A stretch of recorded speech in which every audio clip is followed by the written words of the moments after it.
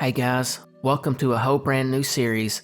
I know it's been a while since I did a long format introduction, but I wanted to take a second to introduce this series. This is something I worked on for a while and was a little difficult to create because I know the South pretty good, so that was easy to create.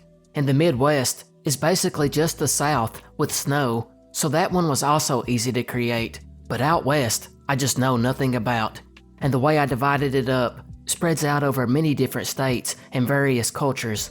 And I guess with that, I should name the states we are covering. Starting with Alaska, Arizona, California, which coincidentally is one of my favorite Lana songs, Colorado, Hawaii, Idaho, Montana, Nevada, New Mexico, Oregon, Utah, Washington, and Wyoming. And we won't be covering all these in part 1, but over the series, we will visit them multiple times. With that being said, grab your Tim's Cascade snacks and your Zia root beer. We are taking a mysterious trip out west.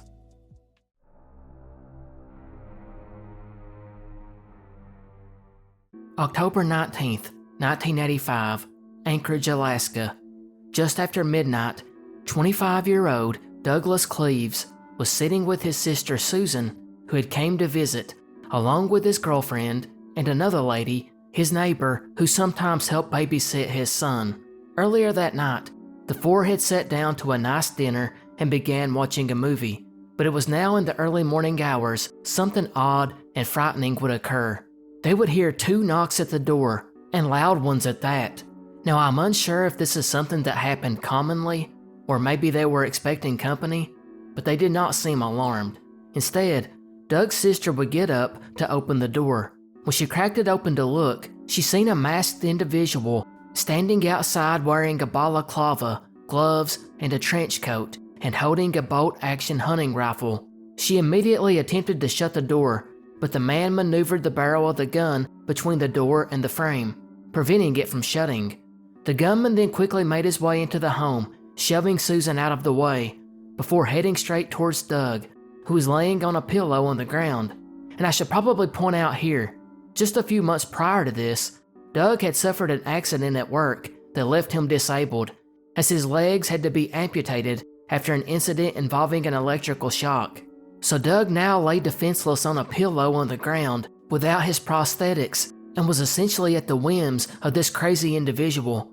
Meanwhile, Doug's girlfriend and neighbor, who had been on the floor near him, rolled out of his way, screaming in the process, and then fleeing to a back room. It is at this time that Doug would state, "Hey, don't shoot. I understand what's going on. Don't shoot. We can work this out." Unfortunately, the killer would ignore the plea and shoot Doug 3 times in the head and twice in the chest, before turning around and immediately running back out the door and disappearing. And obviously, the authorities were called immediately, and they actually made it there quite quick, reaching the home at 12:22 a.m., but they had just missed the killer. They soon taped the scene off and began interviews with his sister, girlfriend, and neighbor, as well as other people in the neighborhood. They soon found out that this masked person had actually went up to the home wearing the mask, never giving anyone a chance to identify them. They also identified the rifle, but never publicly released that info, instead just verifying that it was indeed a high-powered hunting rifle. The suspect was described as being thin and around 5'7", which actually kinda adds a bit of intrigue to this case, because many people think this anonymous killer was a woman. In fact, police would never come out and clarify either way if their suspect was a man or woman, which I guess means that all the other witnesses were not for sure either. Crazily enough, neighbors who had heard the gunshots got a pretty good description of the vehicle and, even more importantly, got the license plate number. Unfortunately, this vehicle did not belong to the shooter, nor was it connected, and what seemed like a good break early on led to disappointment, because everyone was so focused on this car that was just randomly driving through the area that they completely missed where the killer really fled to. And this proved to be a bad sign for the investigation to come, because the police had nothing and it went cold within just a few weeks. And a reward of $10,000 would be posted for any tips that could lead to an answer. and that was up to $25,000 not long after, and again, nothing. And because Anchorage itself experienced an uptick in gun-related crimes, Doug's case kinda just got lost in the shuffle, and it was never solved, making it a cold case for nearly 4 decades. And there's been very little movement on it since, and it's rarely discussed online. But there are a few theories that circulate around it, like one of the early ones that seems to pop up in all kinds of unsolved cases. Was it drug-related? The drug theory in this one comes down to one accusation leveled against Doug. See, him and his ex-wife had went through a bitter divorce, which seen Doug actually win the custody of their child, something that doesn't happen often. This, of course, left Doug's ex-wife and mother of their child, Charlotte, pretty upset. And at the hearing to determine parental custody, she claimed that Doug not only smoked pot, but he also used other drugs and was a drug dealer. Doug, to his credit, admitted he did smoke pot, but never around their child, but he was adamant that he did not deal in or touch any other drugs, and the judge must have gotten some information that Doug was telling the truth, because he did rule in favor of him getting custody, while Charlotte only got visitation time, although the judge did make both of them take parental classes. Regardless, there's never been a shred of evidence pop up to indicate Doug was involved in the drug trade at all. Even in the past 4 decades, nothing has been uncovered that would hint at that, or at the thought that he may have been on harder drugs. It's also worth pointing out that Charlotte really had nothing to lose by lying about the drug issues, as she was trying to win full custody, which has certainly muddied the investigation and, by extension, Doug's name. But there are other theories, such as money.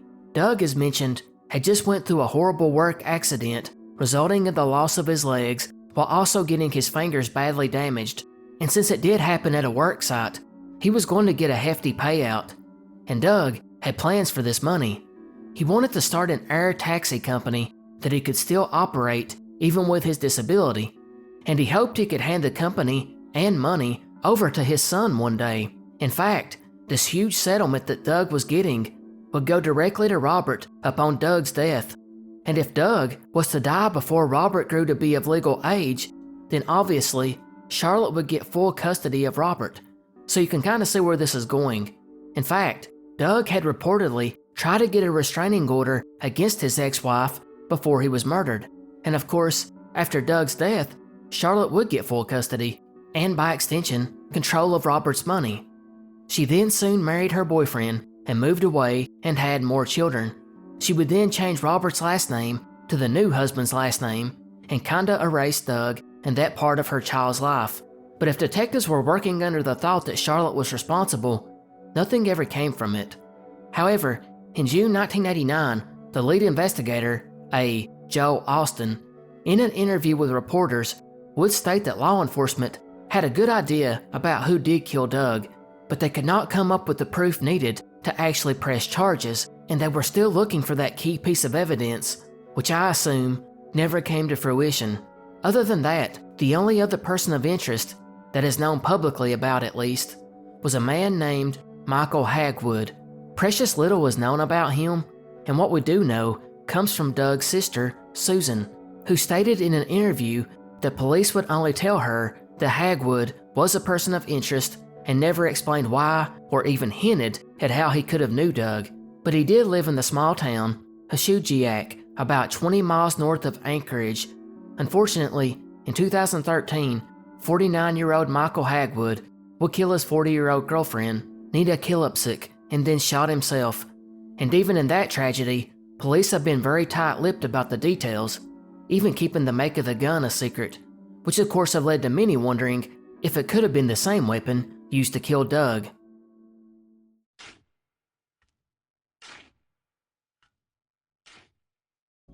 October 18th, 1984, near the Grand Coulee Dam in eastern Washington, brothers Rick and Pete Tim would come across something truly bizarre while rounding up cattle at their father's farm. Somehow, a chunk of earth weighing about 3 tons was lifted up and moved 73 feet away and then set back down.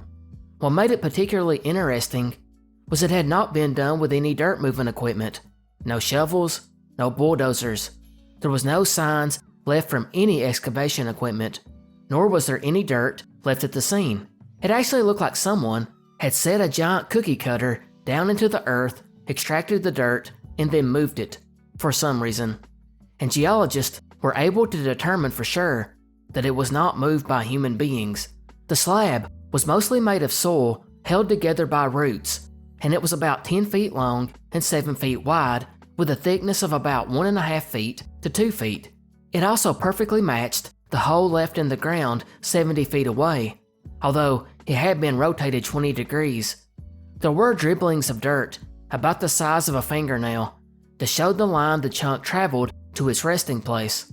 Now the team speculated whatever had happened must have occurred after mid-September, because they had harvested wheat in that field around that time, and the earth had not been displaced then. But as to what had happened, they had no idea, which is why geologists were brought in to look, but they too were stumped. They first contended that it may have been caused by an earthquake, and strangely enough, earthquakes had been known to cause this phenomena before, and this area had suffered a 3.0 earthquake just a week prior to the brothers making the discovery. So the initial theory was that the bedrock may have been able to focus the energy from the seismic waves, which caused the earth to eject this slab some 70 feet away. However, University of Washington scientists were soon able to dismiss that claim, as the earthquake was not strong enough to do this, and not to mention, the epicenter was 20 miles away, canceling out the earthquake theory. They also looked into the thought that it was caused by a meteorite, but there was not one sign of impact. It also didn't match the fact that the crater had vertical walls and an almost perfectly flat bottom. They also noted how roots from plants dangled from the walls of the hole, indicating that the dirt had been torn out and not cut out. Scientists then began to look at other possibilities. Was it conceivable a tornado hit? Although tornadoes don't hit often west of the Rockies, it does happen. But considering there were no signs of swirling in the vegetation, a tornado was also ruled out. A gas explosion was then looked at next, but there was no methane in the area. They even looked at the possibility that someone froze the ground somehow and excavated it out, perhaps using a helicopter to move it, in the hopes of turning the area into a tourist spot. But this area was just too remote for that. Not to mention, excavation like that would be way too expensive. So that leaves, of course, the one theory that I know you were waiting for. A UFO did it. Strangely enough, there were actually several UFO sightings given from local residents around this time. One person in particular talked to a farmer who found a circular burned area about 30 feet in diameter that appeared as if someone had set something down and scorched the ground. And just 6 days before discovering the hole, a report had been made of a quote-unquote meteor sighting in the area. Even stranger, during the so-called earthquake, residents reported feeling what they described as a sonic blast that accompanied it, like an air blast, while a roar described as an approaching freight train preceded the blast. Curiously, going back to the earthquake theory, about 5 years prior, in 1979, a 3.5 earthquake hit near the Utah-Idaho border and led to farmers finding a mysterious hole outside Portage, Idaho. This time, it was shaped like a cross and about 14 feet in diameter, and it too was undisturbed. However, there was one key difference. The Idaho slab of dirt had been broken into pieces, leaving the mystery of the cookie-cutter slab of dirt found in Washington, which is still a mystery to this day.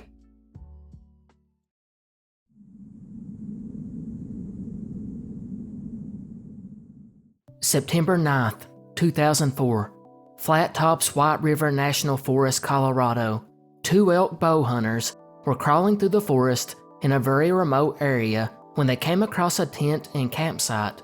It was up around 10,000 feet and 12 miles from the trail out of town. They thought it odd to find this abandoned camp way up here, so they searched it. That's when they would be shocked to find remains inside the tent, and not fresh ones.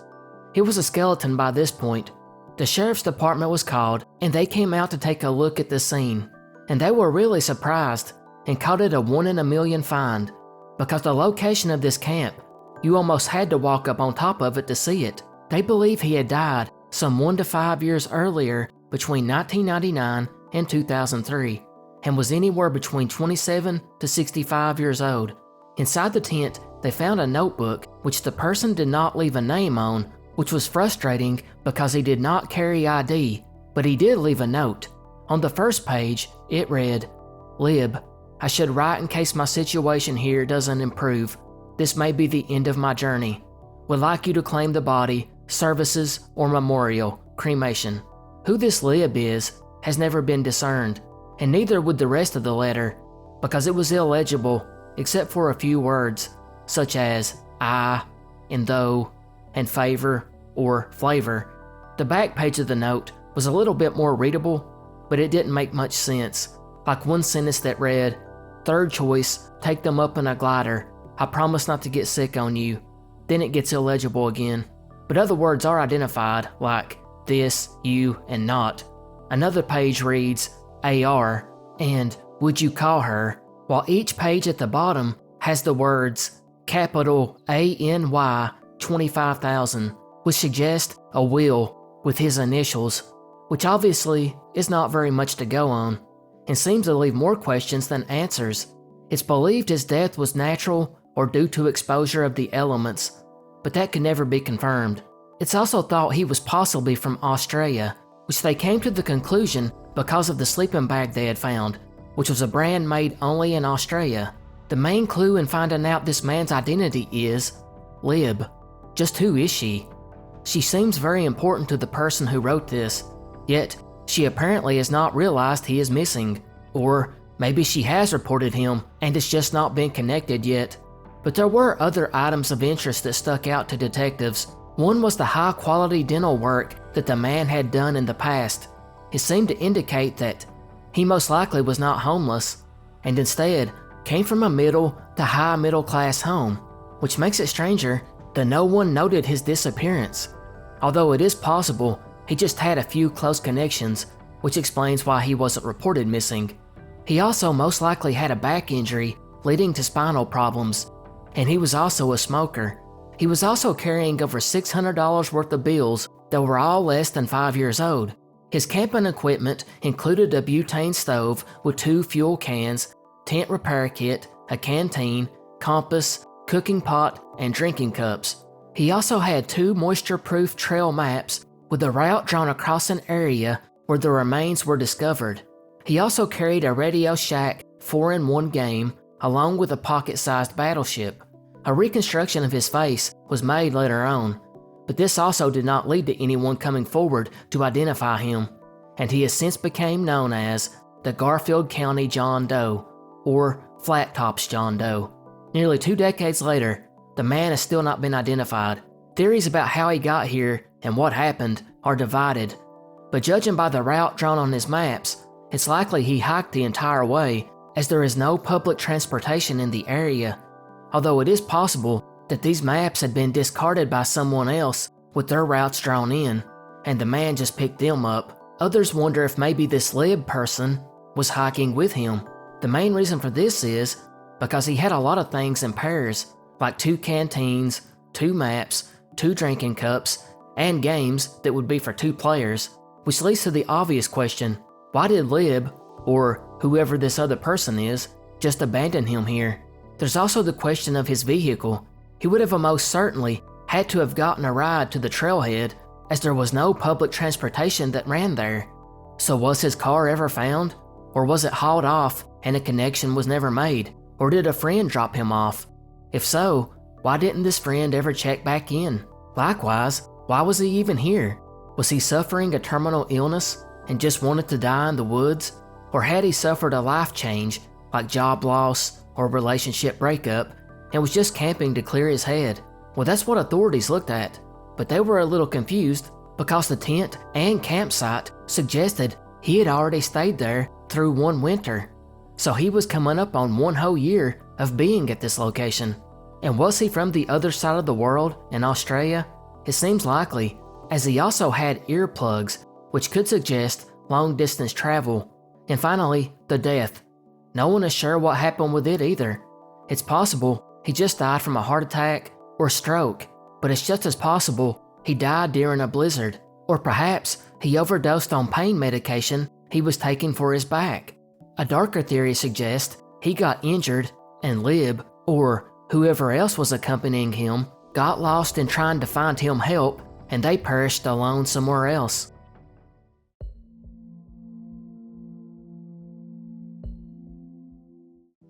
March 28, 2003, Snowflake, Arizona.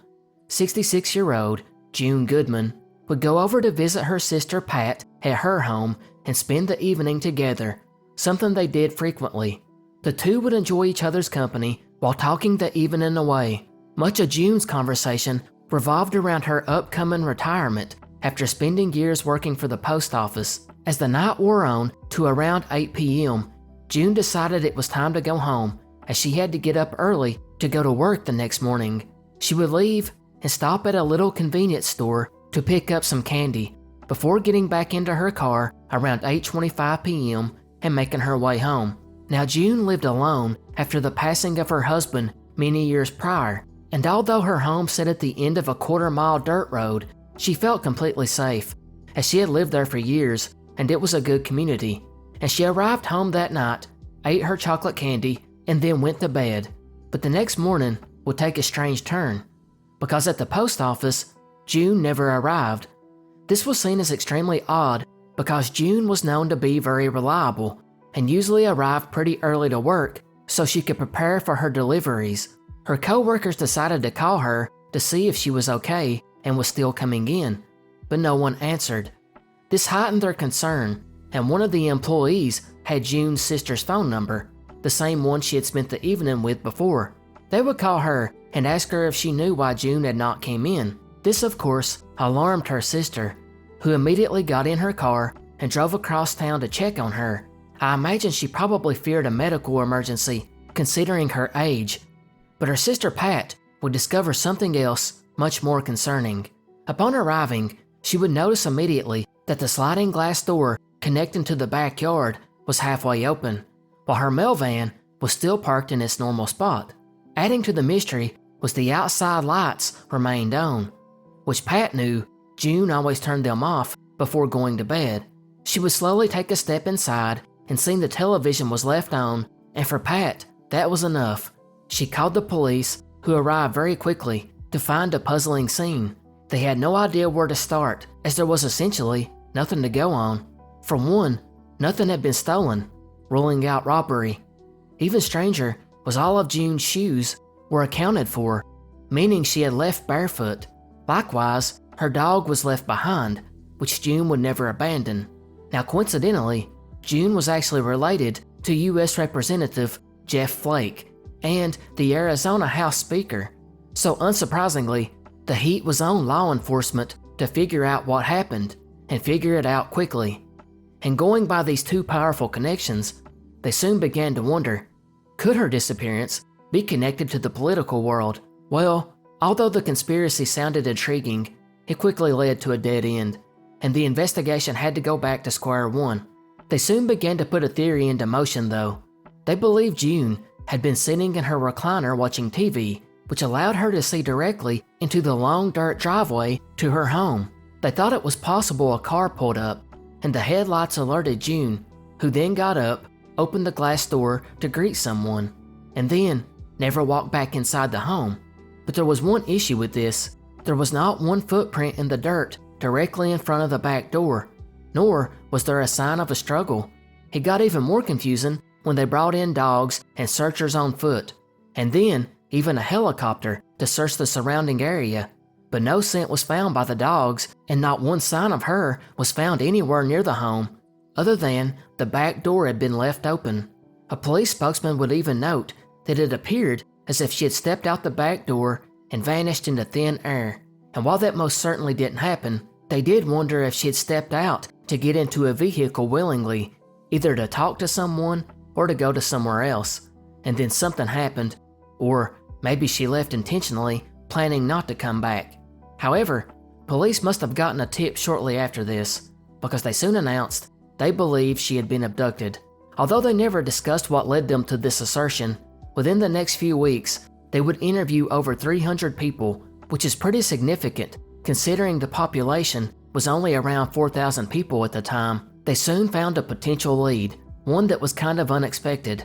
A 43-year-old man named Patrick Michael Kahn was an individual that lived along June's post route. Now June would be threatened by this man, and she was terrified of him.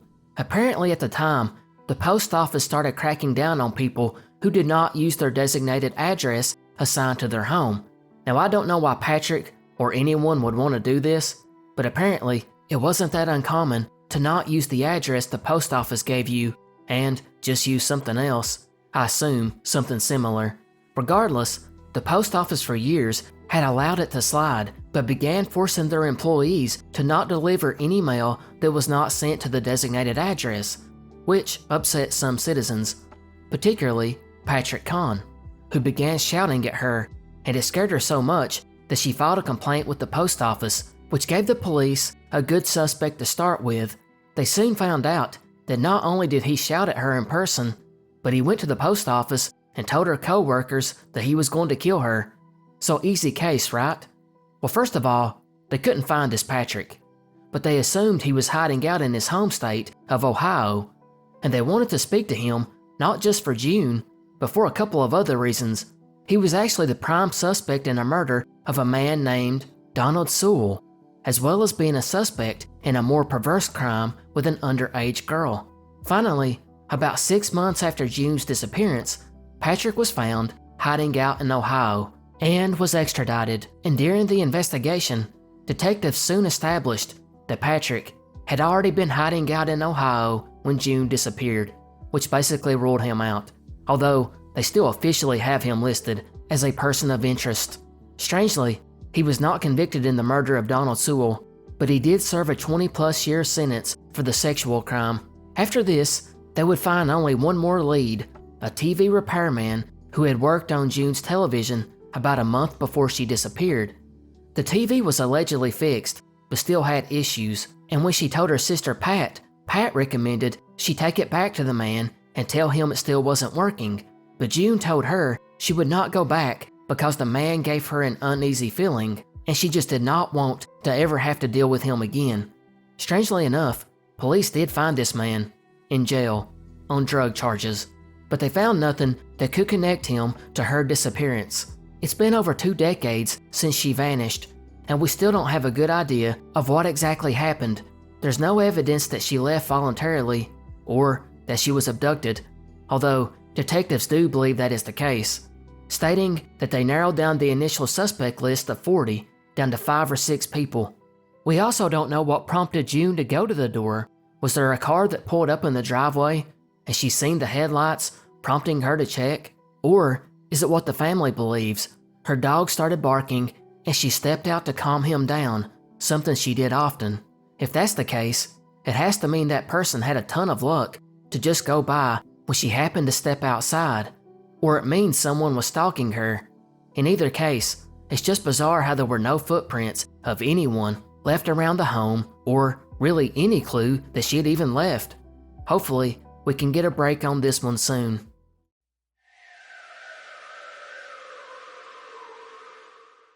September 6th, 2012, the Cibola National Forest in New Mexico.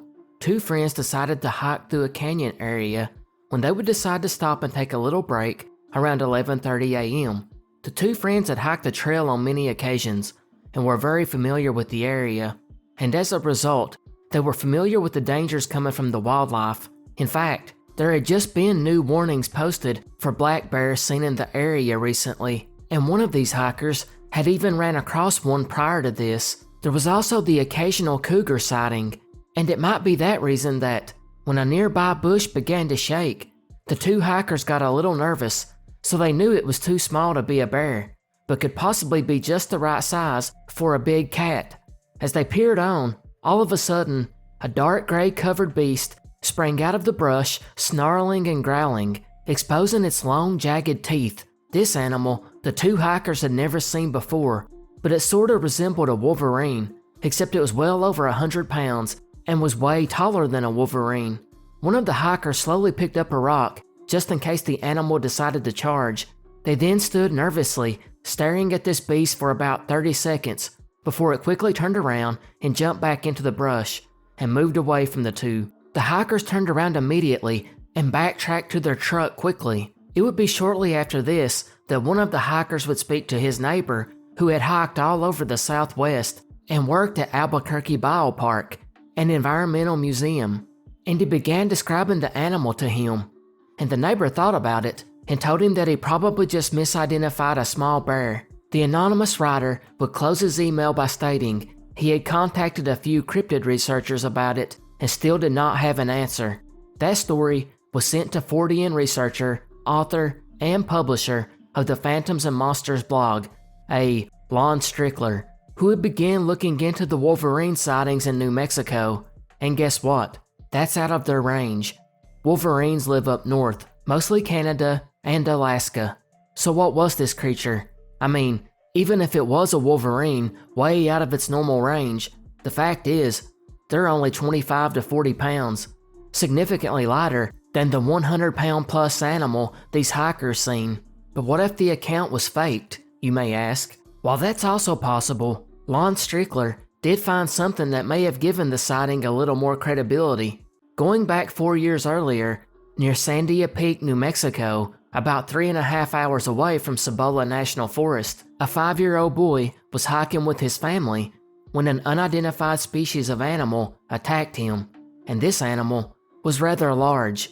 It happened when the boy ran out ahead of his parents, who then saw an animal they had never seen before, jump from the brush and start dragging their child away. The father charged the animal, which thankfully let go of the boy and fled.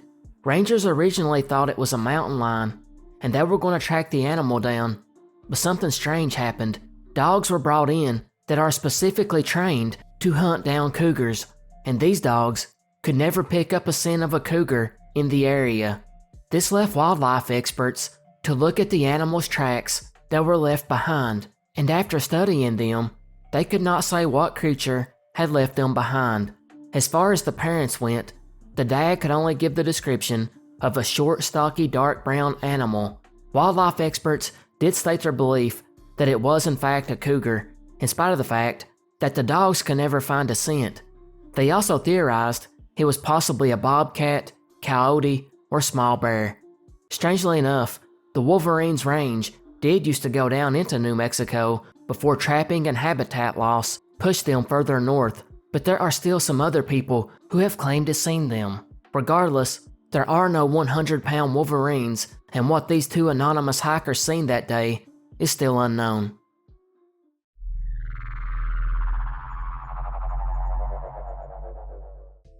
(1985) Grand Junction, Colorado.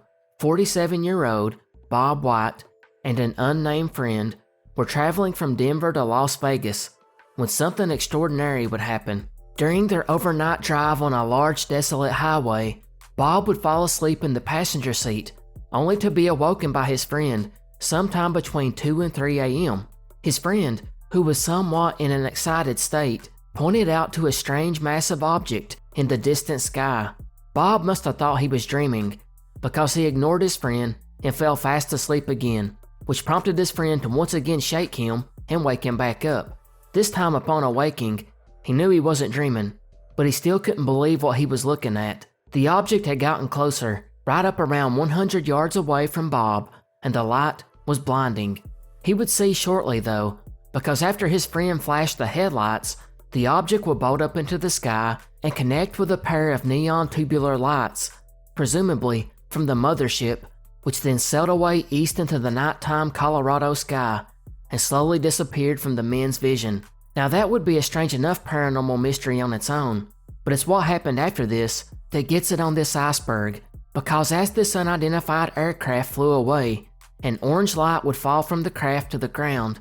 Bob and his friend would jump out of the car and run over to where this thing fell, and they seen soon enough that it was not actually orange colored. Instead, it was just red hot. The two men stood there a while and let it cool down, until they could finally reach down and pick it up and investigate it. The object was about 7.5 inches long and shaped like a teardrop. It had a coarse metallic exterior and weighed less than 2 pounds. looking sorta like a petrified pine cone, and was composed mainly of aluminum. Bob and his friend didn't know what to do, so they just threw it in the back of the trunk of the car and left.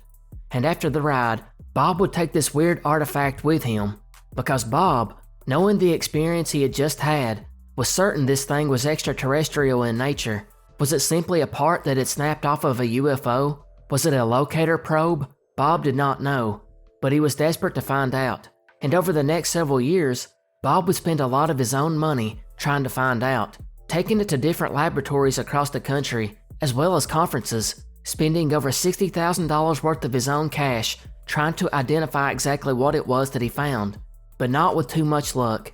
He would send a sample to the National Institute for Discovery Science in 1996, who in turn sent it to the New Mexico Institute of Mining and Technology, whose testing found that it was nothing extraordinary or extraterrestrial, and instead was a mundane item that was similar to something called 360 aluminum casting alloy, which is a die casting alloy used in applications where resistance to corrosion is required.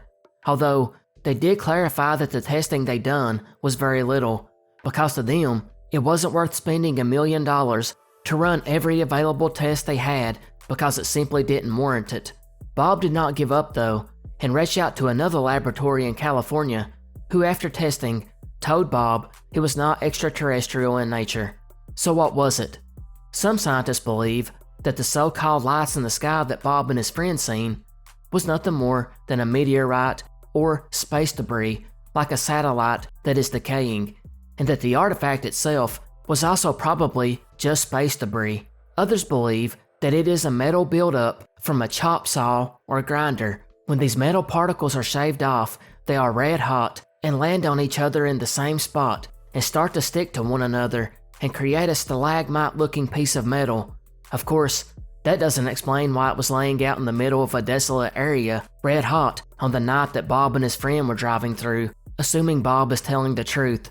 Regardless, to this day, no one is exactly sure what the item is.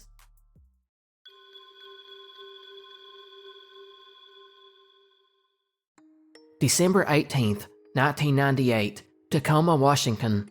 26-year-old Linda Tran would make her way over to her father's shop, something she did every noon to prepare lunch. As his home sat right next to his shop, she would bring her children along, 9-year-old Patricia and 22-month-old Austin, so they could play with their grandfather, Kit. Linda, who was pregnant at the time with her third child, was on her way to becoming a beautician, as she took classes at a local cosmetology school, and she was very excited about the future. After arriving, Kit would offer to take them out to dinner that night to a well-known Vietnamese restaurant, and of course, Linda happily accepted.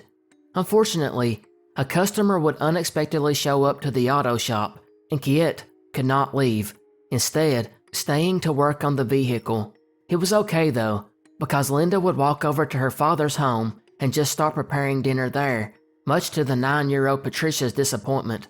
Kit would then finish working on the vehicle and called it a day, and walked over to his home, where he joined his daughter and grandkids for dinner. Afterwards, he began watching TV, and Linda would tell her kids that it was time to go home, and again, to the disappointment of 9-year-old Patricia, who wanted to spend the night with her grandfather. But Linda told her no, because someone was bringing them Christmas presents by a week early, and Patricia and Austin would need to be there to open their gifts. Of course, this changed her mind, and she was ready to go, so the family took off back home around 7:45 p.m., stopping for just a minute to pick up some fruit from the store, and then going home. Now the exact time they made it is still unknown to this day, but her father lived around 10 minutes away, and with the stop at the store, it probably took about 15 minutes, putting their arrival around 8 p.m., and this would serve to be extremely important for the events that played out after, because at 8:15 p.m., just 30 minutes after she left her father's, frantic phone calls to 911 began pouring in. Several witnesses would report that Linda and her 2 small children were standing in their yard with a man none of the neighbors had ever seen before, and this suspicious encounter would turn deadly, as the man quickly pulled out a bat and chased Linda into her home, before turning back and ordering the children to go in behind her, crying all the way. He then shut the door behind them. Neighbors then began to hear shouting and crying coming from the home, accompanied by banging noises and glass breaking. Police were dispatched immediately, and on their way, they would be updated by the dispatcher, who said they received new reports that an explosion ripped through the house and flames were engulfing the duplex, and Linda and the kids were still inside. Now, what will really make this case crazy, and even more mysterious to this day, is police were dispatched at 8:15 and arrived at 8:25, and in that 10 minutes, the apartment was burning down, and no one seen Linda or her kids, and there were zero signs of the suspect.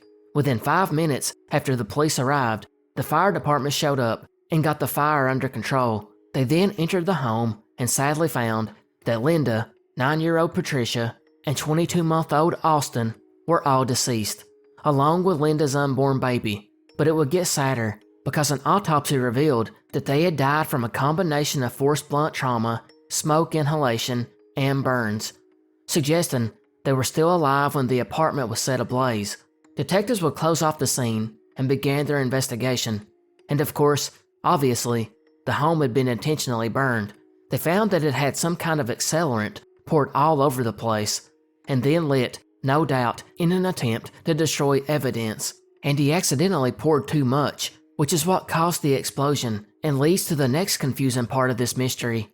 The suspect was seen barely escaping out of the back door when the home exploded, ripping a hole in the roof and one of the walls, and this explosion would have no doubt injured or burned his back in his escape. Detectives then turned next to her neighbors in a hopeful attempt to learn more. The neighbors all conveyed they had never seen this man before, but they would give a pretty good description, which led to a sketch.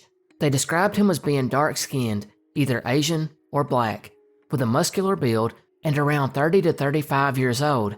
He also wore a knit cap and dark clothing. Other witnesses came forward and said the man ran to a dark-colored sedan where a driver was waiting on him, and they then fled the area, although not all witnesses could corroborate that part. The sketch was released to the public, and that led to nothing. And in what seemed like a sloppy crime that should have been easily solved, the detectives got nowhere. But they didn't give up, and they took a route that is normally taken in these investigations. They would turn their attention to Linda's love interest, past and present. They of course looked at her most recent boyfriend, who was the father of the child Linda was carrying, and police were able to definitively clear him, which led to past boyfriends, including the men that fathered her other 2 children. They too, after a thorough investigation, were cleared. However, there was one other man that Linda had dated in the past, and this man, her family was convinced, was the responsible party. They would bring up this person to detectives, who eventually found him. And again, after a thorough investigation, they were for sure this man was not involved, and they cleared him. Although police never divulged what it was that led them to dismissing all these early persons of interest. They were left with nothing to do but to look at other motives. Soon, they came across a rumor that the murders had been perpetrated due to unpaid gambling debts that Linda had. Of course, none of that ever really panned out either. Investigators were also interested in another odd fact that came out afterwards. Just the day before the murders occurred, someone had broken a window out of the back door to Linda's home. This was only discovered because Linda had told a cousin about it, who in turn told the police. Apparently, Linda had entered the home after, but seen no sign that anyone was there. In spite of this, police could never say for sure if they were linked, as it's possible that it was just a random break-in attempt. After this, the case went ice cold, and remains that way today, although they did take a look at evidence again in 2015 using modern techniques, and nothing came from it. Even though detectives were able to rule out any of her former love interest, they felt whoever had done this brutal crime had to have some kind of relationship with Linda. It didn't seem like a random crime. And I have to clarify here as well, although her boyfriend and past boyfriends were ruled out, the detectives did have struggles working this case because of the language barrier with the Vietnamese community. So I would be curious to see what actually led to those men being dismissed as suspects. And it's also odd that it seems like there's a ton of clues that should point to a perpetrator, like the person that bought Christmas gifts for the family, That's the whole reason Linda was in a rush to get back. But who was this person? And what was his connection to Linda? Was this some secret boyfriend police could never find? It's also odd that Linda told no one who this mystery gift giver was, instead just saying, someone is coming by with gifts. Furthermore, does that mean this suspect was intentionally trying to make sure the kids did show up, so they would be victims too? That seems odd and excessive, but the biggest question is the time frame. The first calls came in almost immediately, as there had been quite a disturbance created outside the duplex. 10 minutes later, the first police car arrives and the home is already on fire. And since none of the neighbors seen this man taking any accelerants with him, it's presumed he just used something on hand in Linda's home, which would be a huge risk to take, because you would think he wouldn't know that Linda had such accelerants in her home, and whatever it was would have to be in huge quantities, which made it kind of doubtful and makes it seem like he somehow got inside her home before she got there and had already doused it. I mean, maybe he got in from where he had tried to bust the door open the night before, assuming that was him. But that begs the question, if he had already broken in, why didn't he just wait inside and ambush her, instead of doing it outside in front of all the neighbors? Furthermore, did he just sit in the car with this driver with the bat in hand, waiting for her to arrive? And considering he almost certainly suffered burns to his back, did he ever check into a local hospital? Did he get treated somewhere else by a friend who had some medical training? Or did he go far out of town for treatment?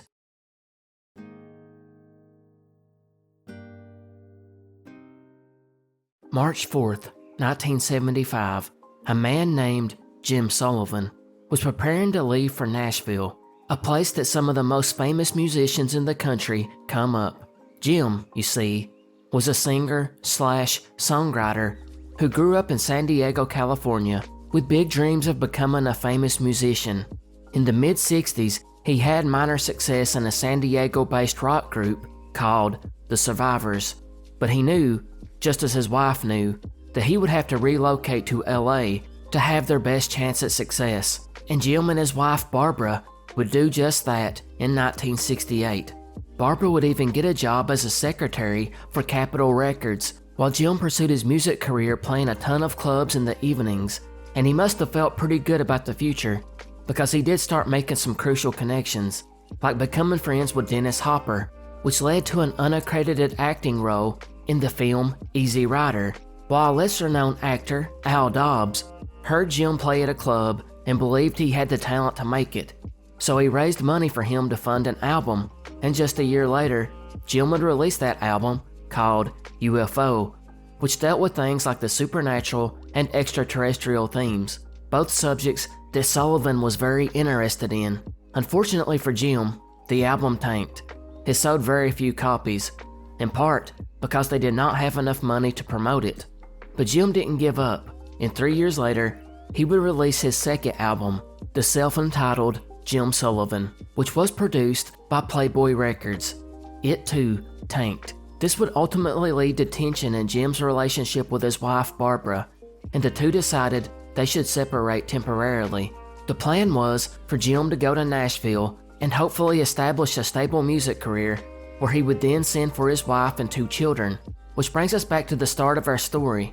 Jim would depart from Nashville on March 4th, 1975, but it's what happens the following day that would put him into the mystery genre forever, because that day, Jim would call Barbara from Santa Rosa, New Mexico to let her know he was alright, although he'd only been gone for 1 day, so Barbara hadn't really thought that anything had went wrong.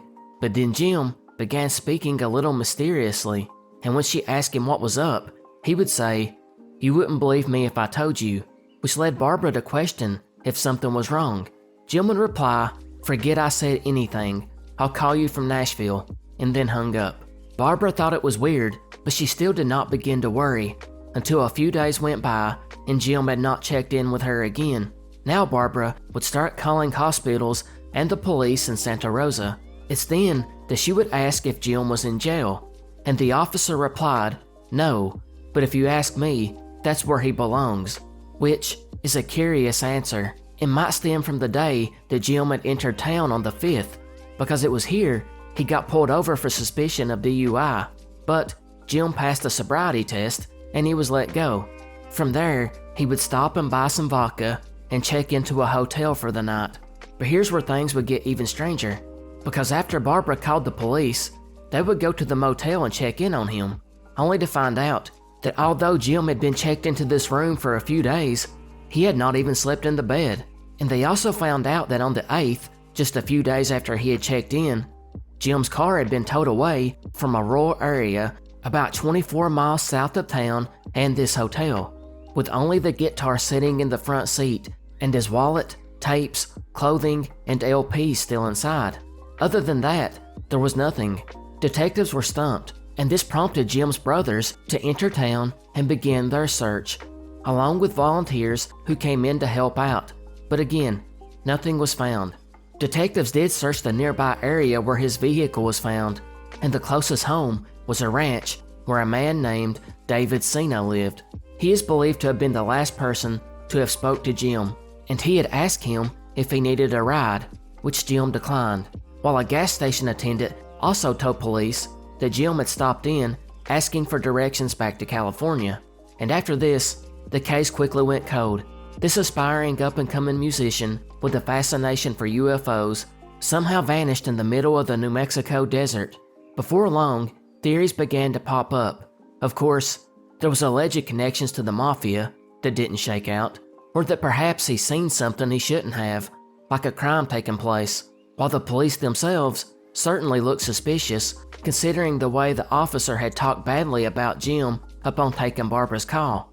And of course, you can't leave out UFOs and aliens, which some ufologists suggest that's what Jim was trying to hide from Barbara in their last conversation, while more grounded theories hint that maybe Jim was suicidal since he struggled so much in the music business. There was also the fact that he actually developed an alcohol problem because of that, and at least one of Jim's friends recalled a conversation where Jim expressed his desire to walk out into the desert and disappear. It's also possible he just went to the desert to drink and clear his head, only to go for a walk and get lost, while some suggest that his disappearance is or was all a potential marketing ploy for his music career, but considering he never returned, that's unlikely. Regardless, none of these theories would ever be proven, and no one really could explain why he had driven to a remote area to begin with.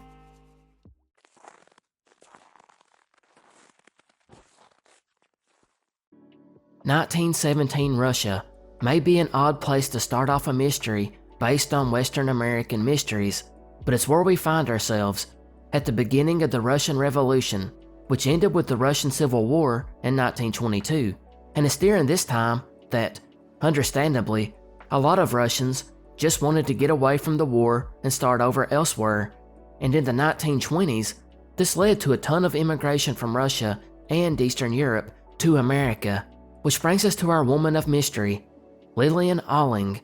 Not much is known about Lillian's childhood, or where she was even born, or when, but it was probably around 1900 in Russia, although some records point to Poland. Sometime in the 1920s, during the swell of immigration from Eastern Europe, she would arrive to Ellis Island intent on finding a home in America. And like a lot of the Russian families immigrating at this time, she came from an upper-class family, whom many were forced to flee. The people that would come into contact with Lillian at this time all reported she was well-educated and well-spoken. Now, records from this time period are somewhat hazy, but there's at least one report that states Lillian was actually sent by her family to find a new home first, and once she was established, the rest of her family would follow her over. But they never arrived, because according to some accounts, her family would end up being thrown into exile in Siberia. But that might just be a tall tale to add to the mystery we're about to get into.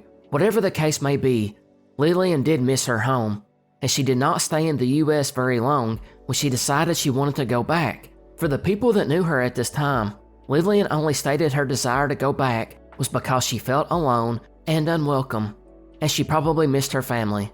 But although she wanted to go back home, it would not be as easy returning. After arriving in New York, she got a job as a maid, which was not a job that was going to allow her to save enough money to get a ticket to board a ship and return back to Europe. And again, because of scarce records, I could not find why her family was unable to get her the money she needed for the ticket, but it may be that they truly were exiled. Regardless, Lillian would not be deterred. She would go to the New York Public Library, go through maps of the US, Canada, and Siberia, and she plotted a course.